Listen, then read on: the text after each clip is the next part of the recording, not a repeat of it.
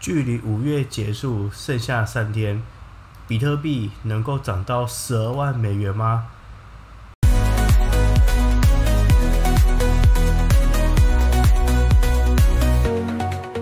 大家好，欢迎回到奇怪风的频道，我是琪琪。我之前说比特币会在5月底之前涨到12万美元，我们目前虽然还没有到那个价位，目前比特币最高到来了大约11万2000美元的位置。当然5月还剩下几天，29号、30号还有31号，所以我们还有3天的时间能有机会冲上12万。但是请大家要先理解，我当初喊出这个目标的时候，比特币才7万4、8万左右。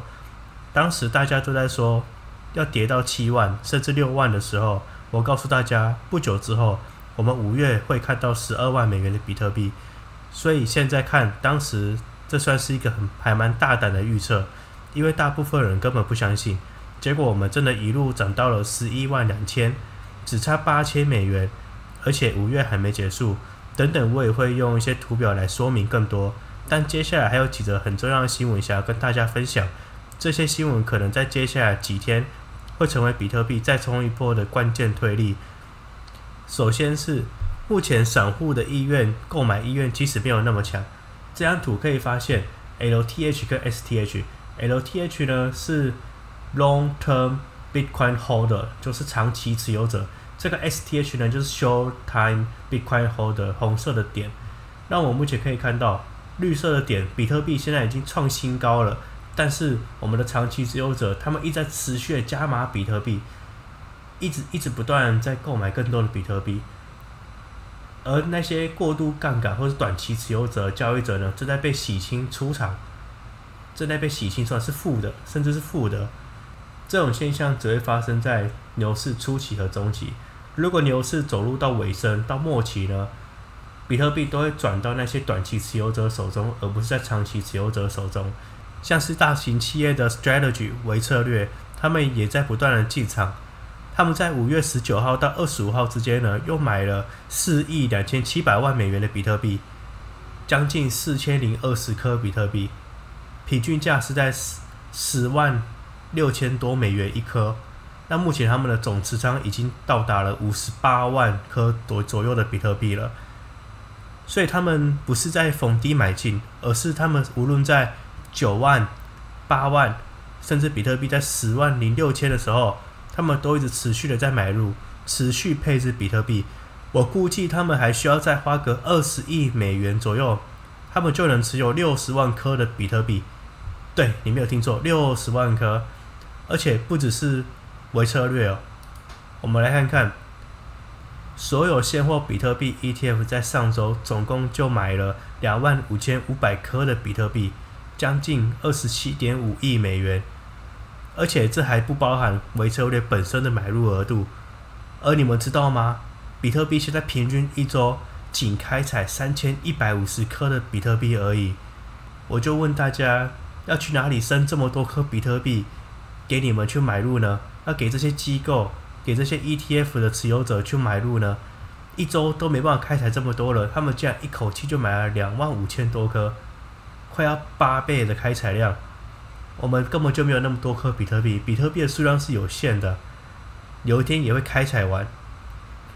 如果你还觉得这个还不够疯狂的话，就连 JP Morgan 都出来说话了。他们宣布将开放旗下的用户在他们的银行 App 里可以开始购买比特币的现货 ETF。摩根大通 JP Morgan 摩根大通的执行长 Jamie Dimon 表示，尽管他本人不是比特币的支持者，但是摩根大通仍允许客户去购买比特币。我捍卫你们买比特币的权利，去买吧。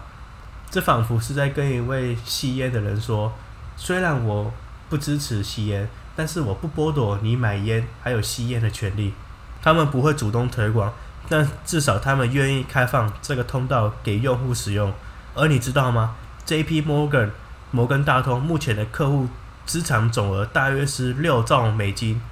你可以想象，如果这里面只有一小部分的人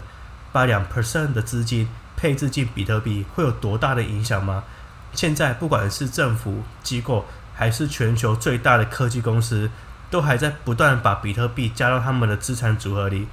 而老韭菜、比特币鲸鱼，还有像我自己也持续在买比特币。我们会在交易账户中，虽然偶尔会买进卖出，但只要有机会，只会越堆越多的比特币在我们的冷钱包当中，因为我们相信比特币比法币强太多了。比特币将重塑全世界金融系统，它将是21世纪的数位黄金，是一个真正可以储存价值的地方，而且它不会面临每年8%、5%或3%的通膨压力。只要比特币的年化平均报酬还能维持在30%到40%，我才不在乎台湾3% 到5% 的通膨，或是你住在美国会有8%的通膨。就算通膨今天变成了15%，我还是可以年赚30%，这才是关键。所以你现在真正要开始认清一件事，这场牛市还没结束，甚至可能还没有真正的开始。市场需求很强，而能买到的比特币将会越来越少。现在在澳洲呢，政府需要把人们过去缴的比特币资本利得税退还，因为澳洲官方已经表示，比特币不是一种投资工具，而是一种货币，所以他们决定退还先前针对比特币课征的资本利得税。而在美国的佛罗里达州也提出了一项法案，准备取消比特币的资本利得税，跟澳洲一样，也就是说，佛罗里达州会把比特币当作一种货币来看待，而不再像以前那样把它当作投资资产来课税。如果这项法案真的在佛罗里达州通过的话，整个美国都会被震撼到，因为这将会吸引数十亿美元的资金，让美国的资金与负债体系都转向比特币，并以比特币作为储备资产持有，因为他们不需要再缴资本利得税。这是一个非常重要的决策，即将在美国发生。而就是这几个新闻，也让我比原本更看多比特币了一点。我的最终目标仍然是这波牛市在今年2025年底46万美元一颗，就算最后少了8000，只来到了15万2000，我也会非常开心。如果最后来到16万8000的话，我当然会更开心啦。这些只是我从图表里看到的数据，也是我为什么会预测5月底能到12万的原因之一。接下来我也会用图表带大家仔细看看我们离这个目标有多接近，还有未来几周可能会发生的走势。这边再带大家看一个 GameStop， 是传统游戏零售商，原本是一家美国的实体游戏零售连锁店。他们是一家美国的实体游戏零售连锁店，主要卖电玩主机啊、游戏片啊，还有周边商品。在2021年初，却因为一场在美国论坛 Reddit 散户革命，成了金融界的一个传奇。这件事情被称为 GameStop 的轧空事件。大家有兴趣的话，可以自己搜寻一下。这边简单跟大家介绍，就是这个事情呢，就是在 Reddit 社群上，散户们号召大量散户就是一起买进 GameStop 的股票 GME， 去反向狙击放空的大机构。结果造成股价从不到20美元暴涨到400美元，让一些对冲基金他们在放空这间股票，损失惨重。这就是所谓的轧空事件。那 GameStop 在2022年后开始进军 NFT 市场啊，还有加密货币的钱包。那在今天呢，他们首次购买了4710颗的比特币，价值5亿美元。这也是他们公司第一次买进比特币，一次就买了4710颗。接下来我们来看一下图表吧。我们先来看看4小时的图表。在这张4小时图表上，我们可以看到比特币正在那条绿色线上找到支撑，这非常的棒，因为那里原本是一个非常强的压力区，这个区域我们之前是没办法突破的，但现在它成功转换成了一个支撑区，这是一个非常关键的一个变化。只要我们守住这个支撑，价格就有机会再次弹起，继续向上。虽然它目前没有突破到12万美元，但我们还有几天时间可以观察看看。我仍然预期比特币会冲向12万美元的目标，就算不是5月底，6月初也有可能发生。所以只要我们能守住这条线上面，大概是106400美元左右，接下来就很有可能就是往上突破的走势。我们切换到周线图表来看一下，应该会更清楚。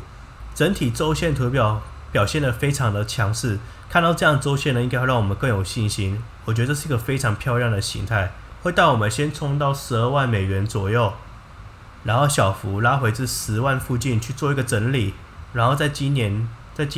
9月底10月初之间再创历史新高。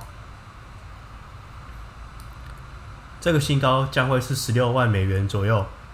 我们在周线图表可以看到，上周的这根 K 线直接收在了106400左右，也就是刚刚跟你们说的那个支撑区上面。那我们接下来就是看接下来走势会有什么样的变化。我们只要可以一直维持在这个绿色线上方，我们都是还有机会可以继续向上的。接下来我们还有几张超棒的图表要给你们看。接下来这张图是全球 M2 货币供给量，目前的货币供给量，也就是这个黄色线，供给量是非常的高。而比特币，红色、绿色的 K 线的比特币，确实在跟着这个走势慢慢的上升。其实这个图表还有很多人没有看懂，这其实呢，就是把比特币的走势往过去的时间点去偏移90天而得到的图表。为什么要这样子呢？因为研究发现呢，把比特币的走势往之前的时间去偏移90天，就会跟全球货币供给量的走势走得非常的贴合。所以把它贴合之后，我们就会看到比特币之后的走势就会跟着全球货币供给量走，而且因为它们是偏移90天，所以在90天后，你在图表上就会看到比特币会在90天后到达15万、16万美元之间的这个价格。那90天就等于3个月，3个月之后呢，目前去算的话，就是8月28号。是不是我跟你们说，在9月底、10月、11月，也就是在第4季将看到16万美元的目标非常的相近呢？我们会一直追踪这张图，我也一直有在影片中更新给你们看过。你看，我现在也还在更新。当时货币供给量有一点点下滑的时候，比特币价格也跟着小跌了一下，但这个趋势还没结束，我们还在往比特币16万美元的目标迈进。这背后的推力就是全球货币供给量持续增加。这是一张非常简单明了的图表。接下来这张图是展示了从周期的底部到周期的顶部的整体走势，也就是我们现在所处的这一轮周期位置。你可以看到蓝色线代表的是2014年到2017年的周期，黄色线是2018年到2021年的周期，也就是上一轮牛市它出现了一个双顶的形态，但最终高点都是落在这个区间。现在这条黑色的线呢，就是我们这一轮2022年到2025年的周期。我们现在呢是在这个位置，就是5月底进入6月的时候，我们可以看到呢，我们现在这个位置离历史顶部通常出现的位置还有一段距离要走，也就是说，我们接下来还有整段上升的空间，6月、7月、8月、9月、10月，甚至可能会到11月。但我认为这一轮顶部会落在9月或10月之间，应该会比前几轮稍微早一些。像之前是12月，然后是11月，这次我觉得会是10月见顶，而我心目中的目标依然是16万美元一颗，所以高点会落在这个区间。而图上的这条黑线，我认为它会继续这样子向上下跌、小涨，然后小震荡，最终一路走到10月的16万美元左右。我相信那就是这一轮的顶部，然后接下来就是新一轮的熊市了。这就是我对这张图的看法。我相信到达10月的16万美元之后呢，就会进入这一轮的顶部，然后接下来呢就是新一轮的熊市，可能2026年整轮都是熊市，而熊市的底部呢就会出现在2026年之间。但是大家别忘了，熊市不代表不好，因为如果你要在牛市中可以赚到最多钱的方式呢，就是在熊市建立起来的。进入到熊市之后，就可以慢慢买进，慢慢的买进，囤积资产的最佳时期就是在熊市，而不是在牛市。这是一个很精彩的图表。接下来这张图表也非常有趣，它是拿2017年的比特币走势和现在的去做一个对比。这是一张双周线图，意思是每一根 K 线代表是2周。你可以看到这张图表告诉我们，在2017年的牛市中，比特币一开始也缓缓的向上爬坡，但到了某个地方呢，到某个时间点，价格突然大爆发，直接冲了1036%，一路飙到快2万的美金。现在这张图表把当时的走势拿来对照我们现在这个市场，也是一样在慢慢向上爬。那我们会不会再一次出现这种爆炸性的行情？那它这个大爆发画的真的是很夸张。如果这个箭头直接指过来的话，至少比特币一颗会涨到180万美元。我不认为这一轮我们会看到比特币冲到180万或更高啦，但我认为最后一段行情还是有可能出现一个比较猛烈的爆发，比如说冲到16万美元，不到20万美元，甚至如果到20万美元的话，都是有可能的，就已经很好了。我们的走势有机会顺利推进到这个区间，我就已经很满意了。当然，如果比特币涨到180万的话，我也是很开心啦。请你们不要误会我，我不认为会像过去一样大幅超出那条上升趋势线。非常有趣的图表，非常有想法。这个又是一张非常清楚的图表，告诉我们目前市场的位置，就是这个黄色的，就是我们目前市场的位置。它去比照了，而且明确的显示呢，我们离高点非常的远。这张图同时也显示了比特币的减半指数，你可以看到每一次减半的位置标记在这里，而通常在减半过去后的17个月，也就是过去2次牛市的最终高点出现的时间点，这些顶点都是发生在减半后的第17个月。虽然第一次牛市有点例外，那是因为那是比特币的第一轮牛市，但从第2轮开始就非常有规律，所以这次我同样会把减半后的第17个月当做这一轮牛市的目标。我就是用最简单的逻辑来看待市场，而我认为比特币这一轮牛市顶点最可能就在这里出现，这就是我们的目标区间。我会一直坚持这个预测。我们总是在谈比特币的投资价值，但我认为你更应该去思考比特币背后的核心价值在哪里。我自己其实花的时间也不够多，去好好跟你们讲清楚这些。所以现在我们来看看比特币真正价值是什么。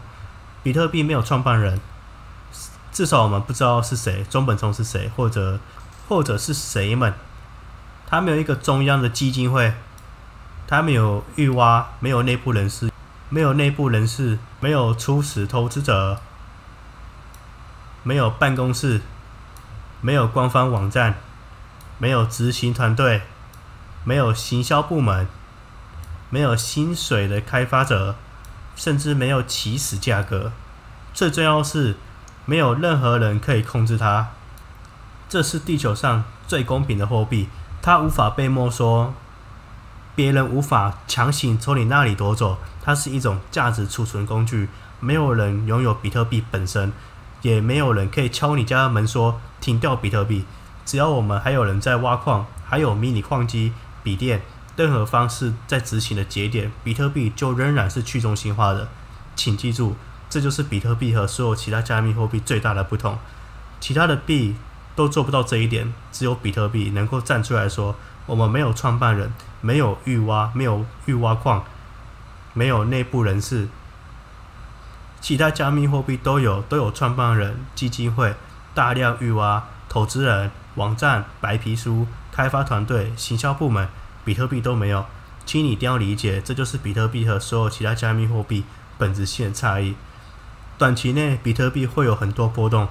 对交易来说这是一件好事，但对我来说，长期的愿景始终如一。比特币是过去10年表现最好的资产，它是目前最强的价值储存工具，它能保护你的资本免受通膨侵蚀，是一种抗通膨的避风港。比特币无法被没收，没有人可以夺走它。在加密货币世界中，比特币就是王者。现在市场上有超过1200万种不同的加密货币，但比特币才应该是你投资组合里的核心。我认为这一波牛市的高点会落在16万美元左右，大约会是今年2025年9月底或10月初，也就是减半后的第17个月。而我的策略就是沿着这个目标慢慢获利了结，我会在交易账户中陆续的获利，而在长期持有账户中持续不断的加仓，每一年、每一个月，甚至每个星期，我都在累积更多的比特币。每当我有额外收入时，我会把30%直接投入长期交易的账户，就是永远不卖的比特币。剩下70%在交易账户的比特币，就是会在牛市高点去获利，慢慢获利，并不会说一次在16万全部卖光，而是会在15万，接近15万、10万、15万多，就慢慢设不同的趴数的仓位，慢慢的获利，也会有16万多到17万之间。但是没有到的话也没有关系，因为这是70%的交易账户，有时比例可能会变，像是40%甚至50-50，是当时的情况而定吧。因为我知道这批比特币将带来巨大的收益，但我也知道熊市终将来临，到时候我会再次捡便宜的比特币，比我今年在牛市高点15到16万美元卖出时的价格便宜得多。这就是每4年一次的策略循环。今天的分享就到这里。你喜欢今天的内容、图表或是新闻吗？如果你喜欢这支影片，请记得帮我按赞、分享给你的朋友或家人，订阅我的频道，开启小铃铛，并留言告诉我你怎么看今天的新闻，你对这些图表有什么想法呢？祝你有美好的一天，真的非常非常感谢大家，我们下次见，拜拜。Bitcoin flows